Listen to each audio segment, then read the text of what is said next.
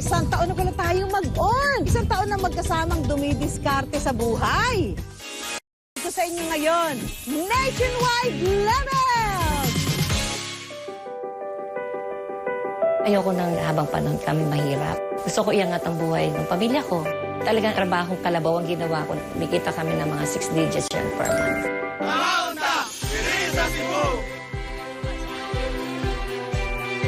We started our business sa Lechonan as in zero capital. Wala kaming pinalabas na pera kasi wala na din kaming pera that time. Ngayon, everyday nakaka-15 heads kami. Daily, nakaka-20,000 kami. Hindi naman po always win-win-win all the time sa business. Business is a gamble. Tataya ka talaga. Binigyan ako ng kapital ng biyanan ko, yung 200 pesos, i-rolling ko lang daw yan. Noong una, may kita kami 30,000 a month. O niya karon 80,000 hangtod 100,000 a month. Mahirap pa man to. Sige lang, laban lang. Bawi ba yung pagod na sinimula niyo sa 209? Bawi lang. Show me the money! If there's a will, there's a way. Oh, nakuha niyo yun? English yun, ha? Happy anniversary, mga mamshi at mga papshi! Susunod sa Pera Paraan. Pansit kung saan okoy ang toppings. Aba, saan kaya yan? Abangan mamaya. Lechong ginto, mukhang pampayaman yan ha. How true kaya? Ano kaya ang sikreto ng mag-asawang ito sa kita na 20,000 pesos per day? Kung usapang Pinoy Pride, ano ba ang una nyo naiisip mga mamshi at papshi? Ang pagiging talentado ba? O yung likas na kagandahan ng mga Pilipina? Like me! Char! Well, ako ang tatanungin. Sa tingin ko, kabilang sa mahabang listahan ng Pinoy Pride, ang mga pagkaing ipinagmamalaki mula sa iba't ibang rehiyon. Ang mga mamshi na nakilala namin, sumasang-ayon daw dyan. Ngayong umaga, ibibida daw nila ang kanilang mga putahe na proudly from Luzon.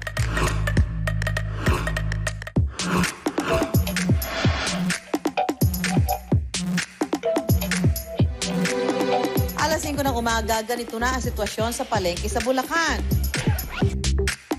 Present na mga taong nag-uunahan para makakuha ng mga sariwang sangkap. Kabilang sa mga mamimili ang senior citizen na si Nanay Cora. Gusto ko araw-araw nagpupunta ng palengke para yung aking sahog lahat sariwa.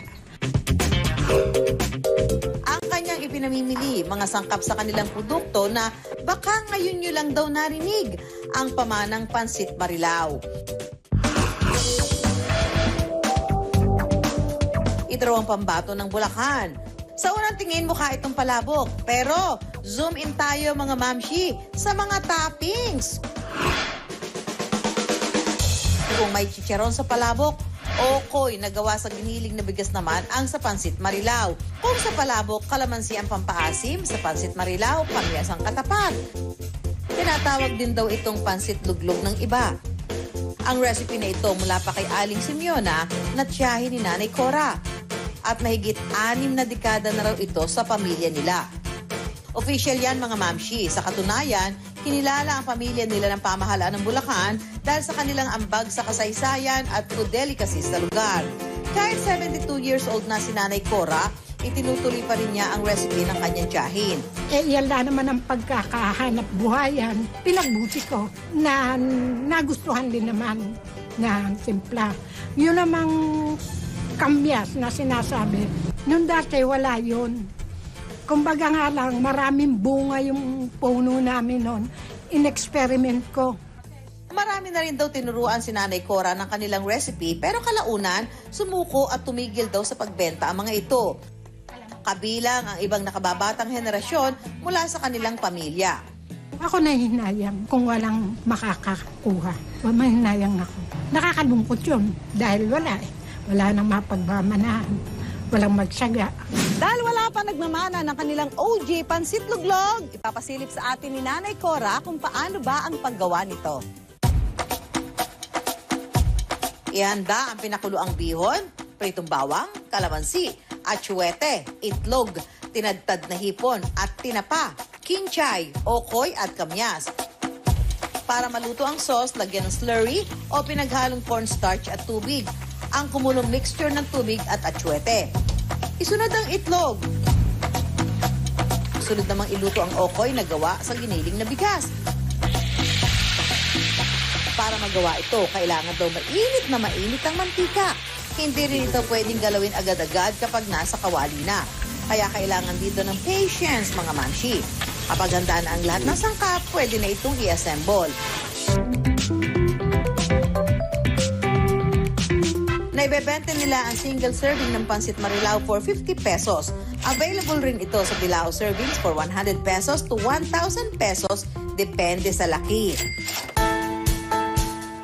Ang kinikita sa pansitan, sapat na raw sa gastusin nila Nanay Cora at ng mga kapatid niya.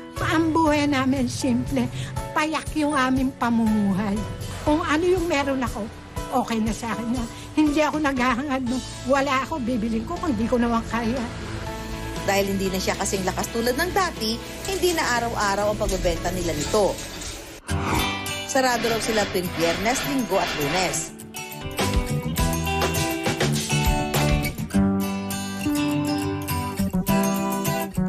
Ako, si Cora SM Raimundo from Marilao, Bulacan.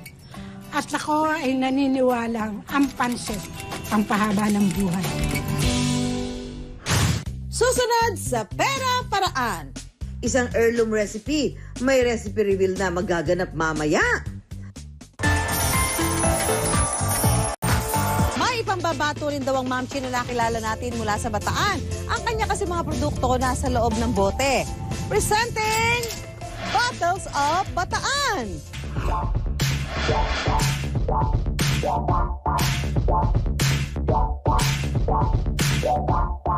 Pangingisda ang pangunahing hanap buhay sa Balanga, Bataan. Kaya ito raw naisip ibida ni Ma'am si Amanda sa kanyang negosyo. Dito sa negosyo ko, bikita kami ng mga 6 digits yan per month.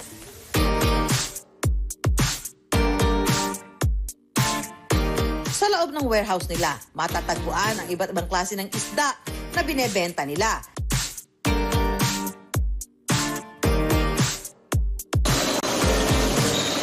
Dito rin ginagawa ang kanyang bagoong na ginagamit sa iba't ibang naglalakihang food chain sa buong Pilipinas. Pero ngayong umaga, ipakikita nila sa atin kung paano nila ginagawa ang kanilang tinapa o smoked fish. Una raw ang brining process kung saan lalagyan ng asin ang isang timba ng tubig. Iaayos na sa parilya ang isda. At ilulublob sa kumukulong brining solusyon. Hahanguin ito at iiwan muna hanggang hindi na ito malambot at mainit. Kapag pinausukan agad ang isda, may chance na magkalasog-lasog ito, mga mamshi. Kapag medyo firm na ito ulit, pwede na itong pausukan for 30 minutes to 1 hour para maging tinapa.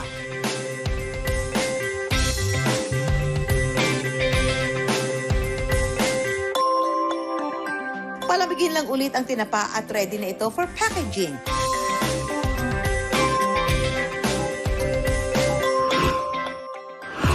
Kung direktang bibili sa kanila, mabibili ang mga produkto ni Amanda sa halagang 50 to 195 pesos. Available ang mga ito sa kanilang warehouse at local grocery store sa Bataan. May mga reseller na rin sila sa Metro Manila at maging sa ibang bansa. Pero ang lahat daw ng ito nagsimula lang sa pagbebenta ng tinapa sa palengke. Bata pa ako, talaga hilig ko na yung magtinda. Kasi siguro dahil nakagisnan ko sa magulang ko, parang na-adapt ko rin siya hanggang sa paglaki ko. Para makapag-aral ng kolehiyo, nag-apply si Amanda sa Study Now, Pay Later ng gobyerno at nakatapos ng kursong BS Chemistry. After my graduation, nag-try ako din pumasok sa gobyerno for about a week. Parang ang tagal ng pera. Kinalimutan ko na yung mag-empleyado. Parang nagkaroon ako ng mindset na kailangan ko magnegosyo para araw-araw may hawak ako pera. Dito raw niya naisipan na magtinda ng tinapa sa palengke. Ang ginawa ko, nag-observe muna ako for a day. Doon ko nakita yung paano yung tinapa na binibenta sa palengke Halos lahat sila puros maliliit. So para maiba ako, lahat ng dinadala ko doon malalaki. Basta ang mindset ko, kailangan one step ahead ako lagi sa competitor ko. Ang naging mindset ko noon, kung mahirap ka, ayoko nang lalaki lang kami na habang panahon kami mahirap. Gusto ko iangat ang buhay ng pamilya ko. Kaya, yun, talagang trabahong kalabaw ang ginawa ko na talagang walang araw, walang gabi. Talagang hanggang may dami dumarating, sige, kahit anong oras, kahit 10 oras ng gabi na kailangan mo gumising o kung kinakailangan mo wag kang matulog, gagawin mo. Taong 2002 nang ipinarehistro ni Amanda ang kanyang negosyo sa Department of Trade and Industry o DTI. Sila yung talagang nagtumutulong sa akin, lahat sila nagtulong-tulong para maiangat yung business ko. Pati yung mga LGU namin na talagang very supportive. So doon nag-start, naisama nila ako sa trade fairs. Siguro word of mouth. Siyempre yung mga free taste, natikman nila yung produkto ko. Hanggang sa dumating na yung mga ibang buyers sa akin na pinupuntahan na talaga ako rito. Pero habang umaahon ang kanyang negosyo, para bang nalulunod naman ang pagsasama nila ng kanyang asawa. Siguro part of, meron din akong kasalanan dahil nga nakafocus ako nun sa negosyo. Kasi since na ayoko matikman ng mga anak ko, yung naranasan ko nung maliit ako, gusto ko magbubuhay sila ng maayos. Mas lalo akong sumipag noong ako na lang mag-isa. Kasi kailangan kong gawin yung dalawa na ng katuwang. Ngayon, katuwang na rin ni Amanda sa negosyo ang kanyang mga anak. At ang mga kasama nila mula rin sa kanilang komunidad. Kaya sa kanilang lugar, masasabi na ang kanyang negosyo is the best.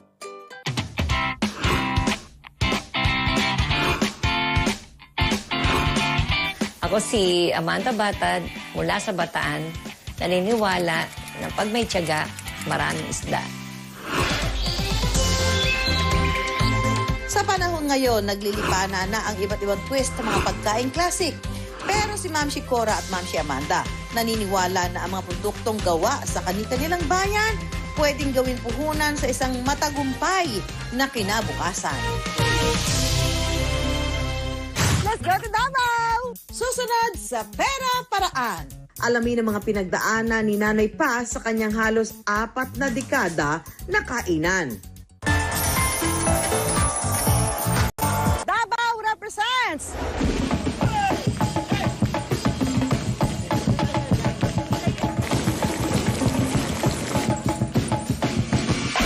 Mga Mamshi at Papshi, bago pa man tayo makipila at makigulo sa kainang ito, kailangan muna nating makatatlong putos sa Davao Quiz B. Quiz B pala, mga Mamshi at mga Papshi. Ready na ba kayo? Ako ready na, kasi pinaghandaan ko to.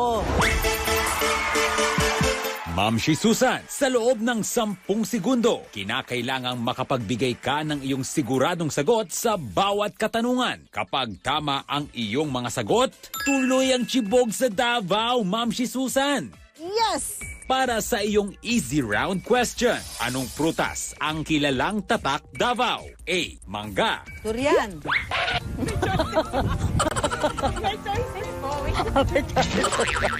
A. Mangga. B. Mansanas. C. Durian. Durian.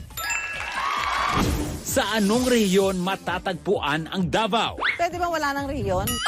A. Region 7. B. Region 11. C. Region 12. 11 o 12? 12! Kasi naman ni rehiyon. O di 11! Kinikilala rin ang Davao sa tawag na A. City of Pines. B. Mango Capital of the Philippines. C. Fruit Basket of the Philippines. Letter C! Fruit Basket of the Philippines. Oh, kita nyo naman mga Mamshi at Papshi, sisiw lang. Isa lang ang mali ko, sinadya ko yon para hindi perfect ang score ko. Di ba mahirap naman lagi nating nape-perfect. So, let's go to Davao!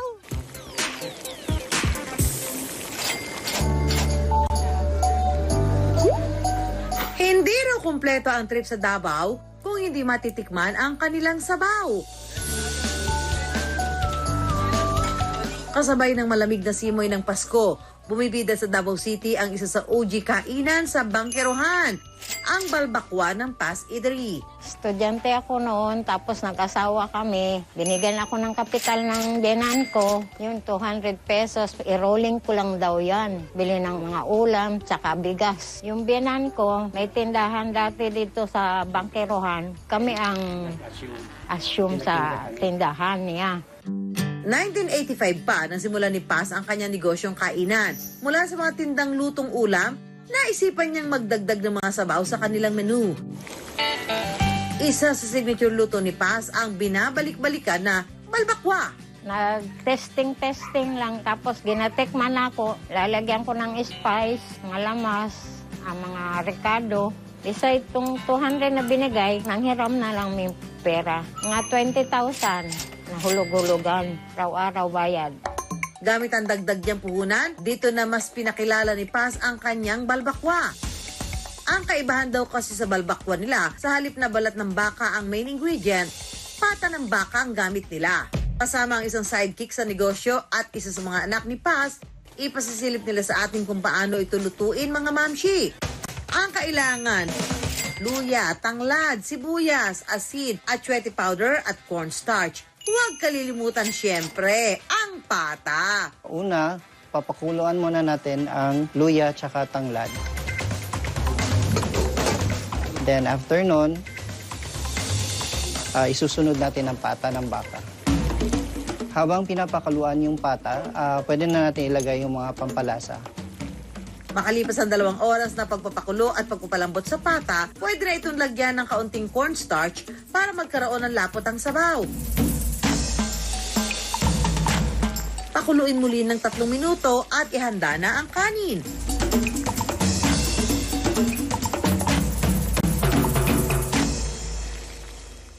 Ano nga ba ang hatol ng mga tikimers natin dyan sa Davao? This is really very good. And this is very rich in collagen kasi this is good for the mga young ones like me. Panalo na, soup pa lang, ulam na siya. This is my first time try and taste balbakwa. And hindi naman na kami na-disappoint kasi una-una, may kick yung food. Alam namin na medyo may spice. Kaya medyo dito pa lang nararamdaman mo na eh. Highly recommended ito. I think itry nyo ito. Bago pa man makilala ang balbakwa ni Paz, katakot-takot din daw ang pinagdaanan ng negosyo niya. Naging pagsubok din daw ang ilang mga naging tauhan ni Paz. Panay mga sakop ng atong primerong nagtinda ko, manguha sila, mangupit, ipahawa na ako tanan sila. Nagkuha namang katabang na bago. Pero hindi raw siya nawala ng pag-asa. Nag-pray lang ko sa Ginoo. Lahat ng akong anak, tumutulong dihan, ako lang namamalingke. Mga gulay akong bana. Yung akong anak na isa, nagaluto. Ang iba, ang duha, nagbantay sa kaha. Pati ang nahiram na pamuhunan na diskartehan din niya. Ginaseparate na ako tong panghulog. Nahinay, nabayaran to tanan. Kaya ngayon, araw-gabi, 24 hours a day, 7 days a week, tuloy-tuloy ang dagsa ng tao sa kainan ni Paz. Sabi ng anak ko, mag 24 hours, sayang ang customer. Marami mga call center na mga mukaon. Noong una, kumikita kami 30,000. Unya karon 80,000 hangtod 100,000. Malaking tulong. Mara man among income, tanan. Na-eskwela akong anak. Dati ang balay, gamay naman kanarang kasana o kaning among garayan. Simple lang naman daw ang naging sikreto ni Paz sa kanyang negosyo. Pamilya lang, tulong-tulong lang kami. Nagtiyaga, nagbudget. Wow kung magdahom na mo, inga na ang daghang mukaon sa amo. Kanang tagalaing lugar, mo agad sa among tindahan. Proud kaayo. Nagsimula man sa maliit at hiram na kapital at nagkaroon pa ng mga tauhang naging marupok sa tukso. Alinman sa mga ito ay hindi naging hadlang para magkaroon ng patuloy na lumalagong pagkakakitaan. Ika nga ni Paz. Ako si Paz ng Paz Eatery ng Davao City. Naniniwala basta magsipag o tiyaga, aasento ka. Susunod sa Pera Paraan. Lechong ginto, mukhang pampayaman yan ah. How true kaya? Ano kaya ang sikreto ng mag-asawang ito sa kita na 20,000 pesos per day? Pag gusto niya ng lechon, saan kayo pumupunta? La Loma. Pero kung gusto niyo mag-trending o viral ang lechon, aba, saan kayo pupunta? Cebu.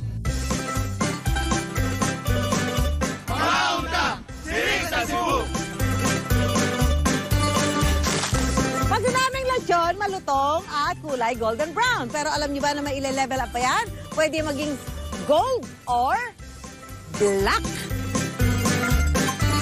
Mamshis at papshis, mga unta. Sa unang tala, sinasabi na bago pa man umanod dumating ang mga Kastila sa bansa, naghahain na ang mga sinaunang Pilipino ng baboy. Taong 1521, dumaong ang ekspedisyon ni Ferdinand Magellan sa isla ng Cebu. Sa mga tala ni Antonio Pigafetta, sinalubong sina Magellan ng mga katutubo sa pamamagitan ng isang ritual. Habang may umiihip sa trompeta, binabasbasa ng mga katutubo ang isang baboy. Pagkatapos, sinibat ito, niluto at kinain nila ang laman. Ito ang unang nakatalang paghahanda ng baboy sa bansa. Makalipas ang mahigit 500 taon, kilala pa rin ang Cebu sa paghahain ng sikat na lechon.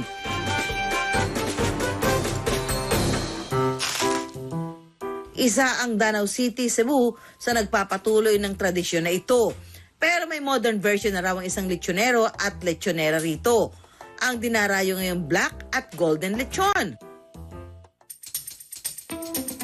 Ang pasimuno sa mga kakaibang lechon na ito ang mag-asawang Japet at Joy Pastrano. Pero maniniwala ba kayo na ang mga black at golden lechon nagsimula lang daw bilang isang prank? Yes, it's Ala Negra. It's Mama lang. At first, prank lang talaga yun namin ng mother-in-law ko, yung mother niya.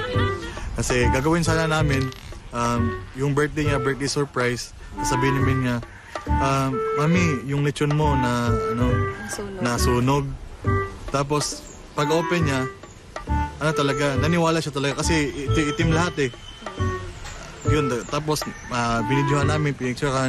Di namin alam, nag-trending na pala nung gabing yun. Grabe, bumungos yung orders. At lalong, kasi peak season din yun, November. So, hanggang Pasko yun. Hanggang ngayon po.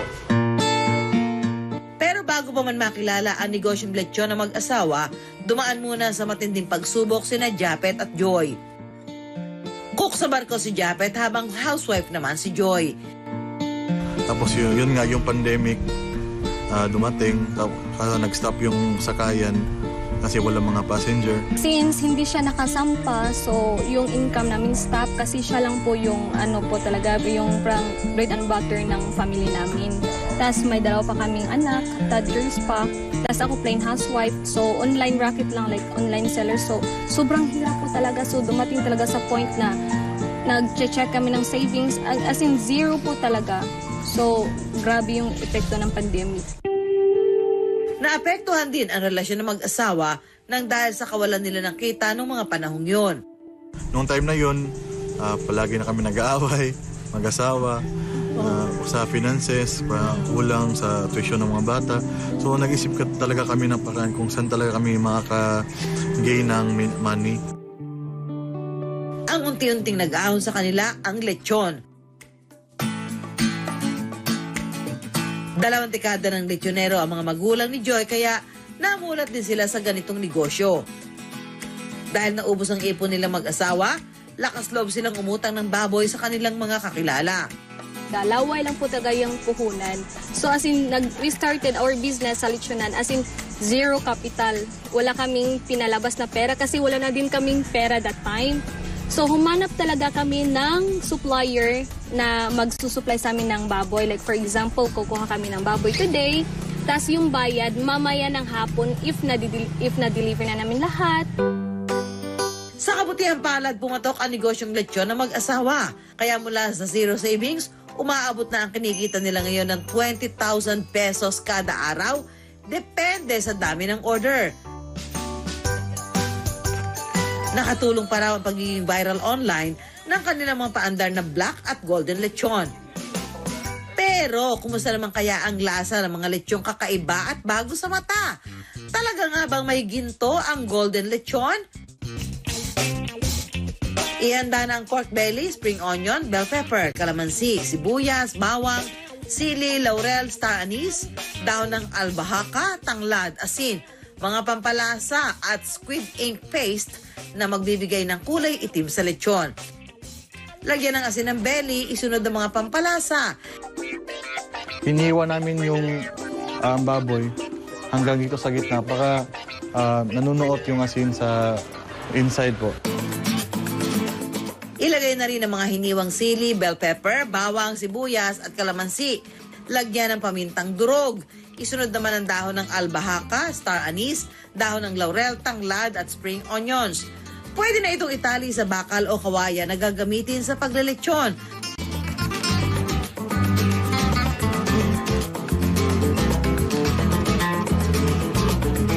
Kapag naitali na, pahiran ito ng kaunting toyo at hintaying matuyo ang balat ng baboy. Kapag tuyo na ang balat ng baboy, pwede nang ilagay ang squid ink paste.